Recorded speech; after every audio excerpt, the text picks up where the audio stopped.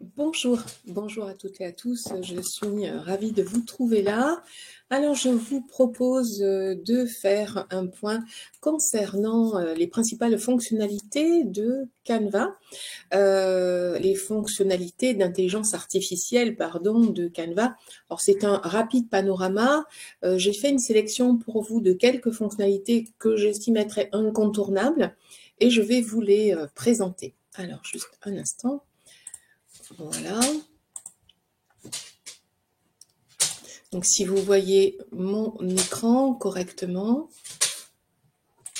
voilà. OK.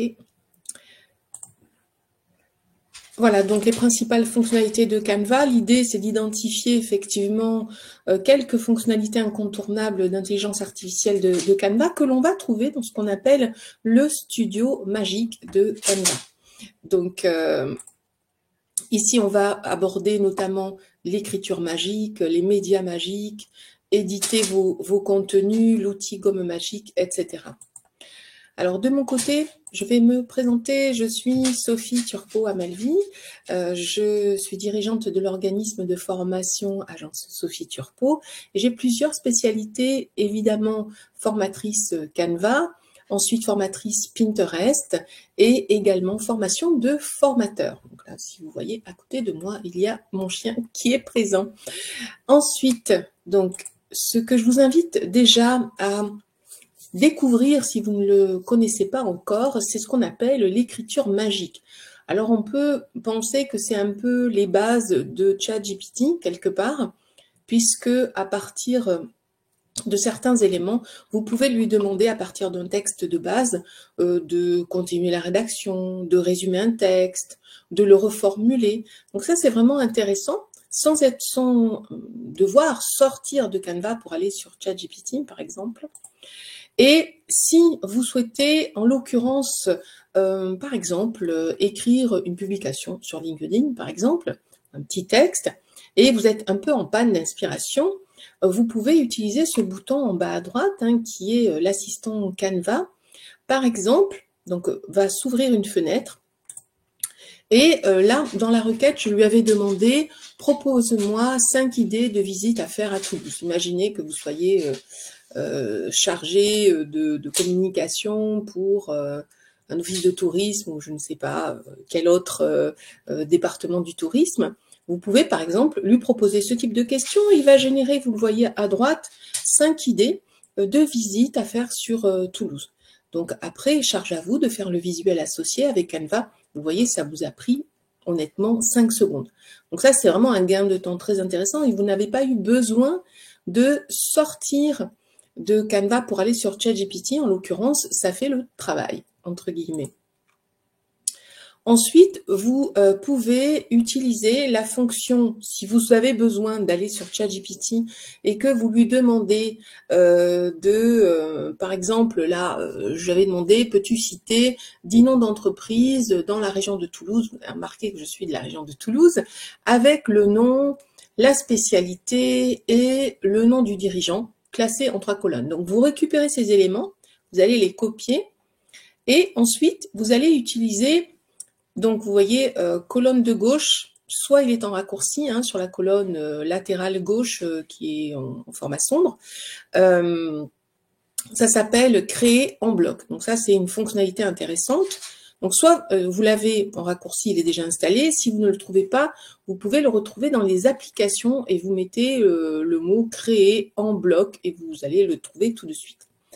Donc, une fois que vous avez récupéré les éléments, vous copiez-collez ce tableau. Vous le copiez d'abord et vous le collez donc dans la fonction créer en bloc et ça va générer autant de visuels que nécessaire parce que ça c'est le but de la manœuvre. Comment faire, par exemple, vous voulez faire un carrousel sur LinkedIn et vous n'avez pas trop le temps de faire ce carrousel, vous devez le produire rapidement. Vous pouvez utiliser à la fois ChatGPT et à la fois la fonction créer en bloc qui va vous faire une série de carousels. Là, en l'occurrence, c'est 10 carousels, 10 slides, pardon, là, sur le thème des noms d'entreprises dans la région toulousaine.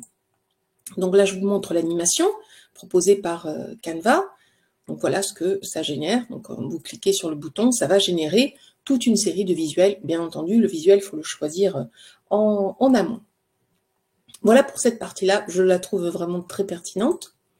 Ensuite, on a la fonction qui s'appelle texte to image ou texte to vidéo. Alors, texte to image, par exemple, vous émettez une requête.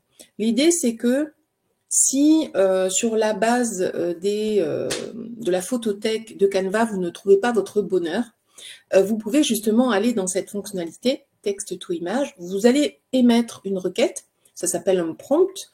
Là, en l'occurrence, il est mis « Un enfant est tout excité sur le dos d'un éléphant volant magique ». Donc, imaginez bien que dans la photothèque, vous n'allez pas trouver cela parce que c'est trop spécifique. Donc, vous pouvez le faire avec Canva.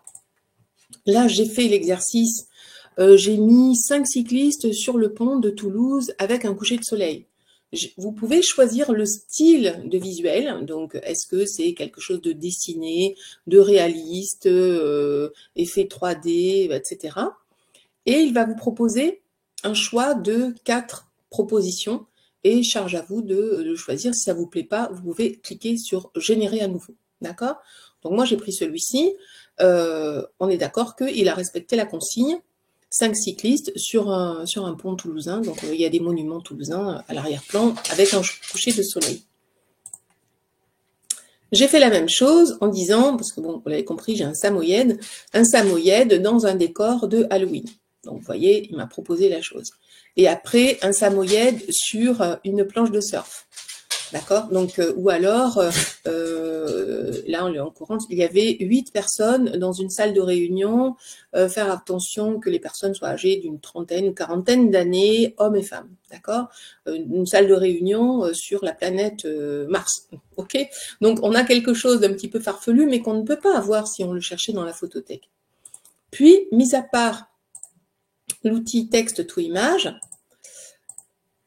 alors, il y a la même chose pour la partie, je vous le montre, texte to vidéo. Je ne sais pas si vous le voyez. Ici, on a image et à droite, on a vidéo. Donc, vous pouvez faire la même chose avec une requête de « je veux un texte », donc je fais un prompt et je veux que ça génère une vidéo. Alors, je vous avoue que c'est en mode un peu bêta. Bêta test, c'est pas encore optimal en termes de résultats. Néanmoins, vous pouvez quand même tester. Des fois, le résultat est sympa. Ok, l'outil effet magique, on a une requête, on veut un cœur et on veut lui donner un style de ballon avec un effet 3D. Canva peut vous proposer cela, d'accord, avec un effet voilà, gonflé, 3D, donc ça c'est tout à fait possible. Autre chose, c'est la gomme magique. Donc imaginez, vous avez récupéré une photo et sur cette photo, vous avez donc là un coquelicot, vous voulez l'enlever. Il vous suffit de cliquer sur modifier la photo, gomme magique, et vous allez pouvoir l'effacer, d'accord, de manière très simple. Et voilà, donc le coquelicot est parti. Là, je vous montre le rendu, d'accord. Donc ça, c'est vraiment tout à fait utile. Moi, je m'en sers assez souvent. Ensuite, là, c'est vraiment une fonctionnalité tout à fait originale, l'outil d'agrandissement magique qui vous permet, imaginez, vous avez récupéré une image qui est au format vertical, sauf qu'elle a été coupée au niveau des jambes, au niveau des bras, donc c'est dommage. Vous voulez avoir l'entièreté du personnage, vous récupérez cette image et vous lui dites, vous cliquez sur agrandissement magique, il va pouvoir imaginer la suite des éléments de la photo. Donc il a imaginé la suite du ciel, la suite des jambes, la suite des bras qui sont coupés de manière très simple. Après, on a un autre outil qui s'appelle édition magique. Donc ça, c'est très original. Imaginez, vous récupérez une photo, vous voulez la mettre sur LinkedIn, sauf que vous étiez habillé de manière un peu trop simple, ok, un peu week-end. Vous voulez être avec une veste un petit peu plus professionnelle. Vous pouvez sélectionner ensuite, donc là, je remets l'animation. Donc, vous passez votre souris pour sélectionner et vous dites par quoi vous voulez le remplacer. Donc, vous avez dit une veste avec un t-shirt blanc, ou ça peut être une veste avec un chemisier blanc, comme vous voulez. Et donc là, ça va transformer l'image première en vous avec une veste. Et donc, c'est vraiment très original, très sympa. Là, c'est différent, c'est ce qu'on appelle l'animation magique. Alors, l'animation magique, elle va vous permettre de choisir, par exemple, imaginez, vous avez rajouté des petites icônes ou des petites illustrations. Donc, moi, j'avais ajouté plusieurs logos de Pinterest, de toute heure, et je voulais faire tourner ces logos comme ça, autour de ce texte. Eh bien, c'est très simple, vous cliquez sur créer une animation, vous les sélectionnez avec votre souris et puis vous les faites bouger, comme ça. Vous choisissez le mouvement. Et voilà le résultat. Alors, ça plaît pas, c'est autre chose, mais ce que je veux dire, c'est que vous pouvez faire bouger et animer les éléments comme bon vous semble. Donc ça peut être, je sais pas moi, une abeille sur une fleur, vous décrétez que, etc. Donc ça, c'est original, ok? Après, on a la transformation magique. Ça peut être tout à fait intéressant également. Imaginez, vous avez, voilà, vous êtes assistante de direction ou je ne sais pas trop quoi, vous assistez à une réunion et on vous a chargé eh bien, de faire le compte rendu. Vous savez que quand vous regardez une série de slides, imaginez qu'il y en a eu 30 ou 40, faire un compte rendu synthétique en une page de tout ce qui s'est dit, c'est quand même une tâche qui peut prendre un certain temps. Donc là, vous récupérez le PowerPoint en question, donc ça c'est une présentation, et vous allez cliquer sur transformer en résumé, d'accord? Vous transformez ce document, donc transformer en document résumé. Donc à droite, ça va générer un document A4 tout simplement. Si vous entendez du bruit, c'est ma chienne qui joue avec une balle, il ne faut pas faire attention. Et donc ça, c'est vraiment quelque chose, mais je l'ai déjà testé, c'est vraiment quelque chose de très efficace. Autre chose, là je vais regarder le timing parce que c'est vraiment un mini webinaire. Combien de temps il reste? Combien de temps il reste? Donc je le regarderai après.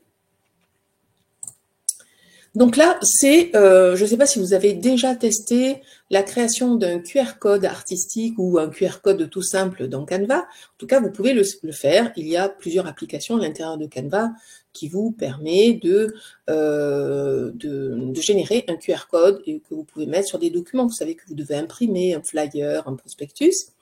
Donc, plutôt que d'avoir un QR code basique, vous savez, noir et blanc, vous pouvez générer avec le QR code qui s'appelle Hello QR, donc c'est une application, un QR code original. Pareil, vous allez créer une consigne, donc un prompt.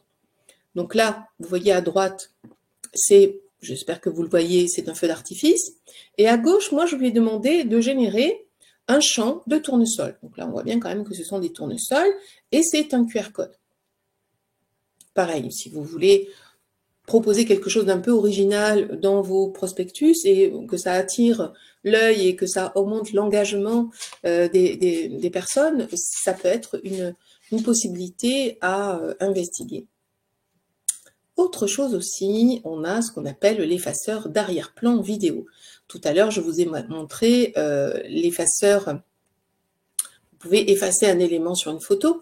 Et là, c'est carrément l'arrière-plan. Donc, autant on peut enlever l'arrière-plan d'une photo, d'accord, et le remplacer par un autre. Et là, on peut faire la même chose sur une vidéo. Donc, vous sélectionnez votre vidéo. Imaginez, c'est un collègue dans une réunion, sauf que l'arrière-plan est un petit peu austère. Vous voulez le remplacer. Donc, vous pouvez le remplacer. Je vous fais noter que cette fonctionnalité est en version bêta test. Donc, des fois, les résultats sont pareils, un peu aléatoires. Donc, c'est en train d'être amélioré au fil de l'eau. Donc, voilà le résultat. J'ai voulu remplacer l'arrière-plan, bon, c'était juste pour la touche d'humour, par comment dire, un fond de paysage de vacances. OK. Bon, vous voyez que les cheveux sont un peu floutés, l'entourage du personnage est un peu flouté, c'est pas tout à fait au point. Mais c'est censé s'améliorer au fil des jours. Alors, j'ai trouvé également une nouvelle fonctionnalité qui s'appelle Anime IFI, qui permet d'importer par exemple votre photo. Imaginez que vous ne voulez pas apparaître directement avec votre vraie photo, mais vous voulez vous faire un avatar qui soit très très proche de votre visage quand même. Il y a une fonctionnalité qui s'appelle Animify. Je l'ai testé sur une de mes photos et le résultat était moyen. Donc, je reste objective hein, sur les différentes fonctionnalités d'intelligence artificielle. Certaines fonctionnent admirablement bien et d'autres sont un petit peu aléatoires. Donc, celle-ci, bon, c'est à tester. Si vous voyez qu'il y a ce résultat-là, c'est que ça fonctionne. Sinon, bon, voilà. Alors, ça fonctionne très bien. C'est la fonctionnalité de traduction magique. Imaginez, pareil, vous avez soit un document PDF, donc vous l'importez, et il est en anglais, vous devez le traduire en français. Ou alors, vous avez un PowerPoint qui est en français, vous devez le traduire en espagnol, sauf que bon, l'espagnol et vous, ça fait 3. Donc, vous pouvez, ici, cliquer sur le bouton Traduction magique, vous dites quelle est, comment dire, la langue de destination, et vous dites est-ce que c'est l'ensemble du document ou pas, et vous cliquez sur Generate, ça prend 3 secondes. Et en 3 secondes, vous avez, comme on le voit ici, la traduction. Alors, je vous invite quand même à checker qu'il n'y ait pas d'incohérence. Vous savez, des fois, il peut y avoir un mot pour un autre. Donc, à checker quand même, hein, vite fait. Sinon, ça fait vraiment le job et je trouve ça très, très pratique. Alors, autre chose, c'est visage avec voix de présentation. Imaginez que vous ayez un PowerPoint et vous voulez y ajouter un personnage, mais c'est un personnage, c'est un avatar, mais vous voulez pas un avatar type dessin animé, vous voulez un avatar avec les traits d'une vraie personne. Donc, vous pouvez choisir les traits de cette personne et il y aura une voix off avec, comment dire, le mouvement des lèvres vraiment synchronisé avec le texte. Donc là, vous avez une liste de personnages, vous choisissez quelqu'un de jeune, quelqu'un de senior, quelqu'un d'âge moyen, ok, pour obtenir ce résultat. Donc ça s'appelle DID AI Presenters. C'est pas mal, c'est même très intéressant. Ils font beaucoup de progrès en termes de synchronisation au niveau des mouvements de la bouche. Franchement, c'est une pépite, hein, donc à essayer. Vous avez la même chose, mais juste pour une voix off. C'est-à-dire vous allez utiliser une voix en arrière-plan, d'accord, mais il n'y a pas de visage, et vous choisissez une voix en anglais, en accent, en espagnol, en russe, en chinois, etc. Et avec l'accent vraiment précis hein, de la langue de destination, ce qui est plutôt pas mal hein, si vous devez traduire un document pour différents pays. Donc ça, c'est pas mal. Alors, de votre côté, moi, ce que j'aimerais savoir, c'est quelle est la fonctionnalité d'intelligence artificielle que vous préférez. Vous pouvez me le mettre en commentaire. Et si vous êtes intéressé par ma formation Canva généraliste ou alors Canva spécial intelligence artificielle, vous avez le lien donc par email suite à l'invitation de ce webinaire. Voilà, je vous remercie pour votre attention et je vous dis à très bientôt.